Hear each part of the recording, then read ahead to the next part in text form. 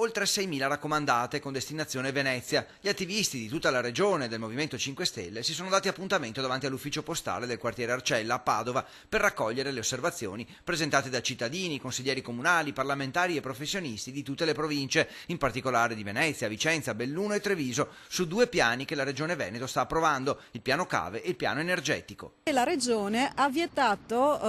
categoricamente la consegna a mano, tramite raccomandata a mano, quindi costringendo i cittadini o la trasmissione via PEC o le raccomandate presso l'ufficio postale. Abbiamo raccolto 2.000 osservazioni per il piano energetico, oltre 4.000 per il piano cave da tutto il Veneto, da tutti gli attivisti del Veneto. L'accusa sul piano dell'attività di cava, tema dibattuto da anni, è che sia stato elaborato in ritardo e i termini di presentazione delle osservazioni scadono a giorni senza coinvolgere i cittadini, con il pericolo di deturpare i paesaggi. Il piano energetico invece propone di aumentare le energie alternative e ridurre i consumi, ma secondo i grillini favorirà i soliti poteri forti delle aziende più conosciute. Il Movimento 5 Stelle quindi chiede il ritiro di questi piani e la revisione con il completamento degli iter procedurali di tutti i piani propedeutici e la revisione del piano energetico su valori aggiornati non del 2008 pre-crisi, con anche un occhio al futuro e non solo al passato energetico.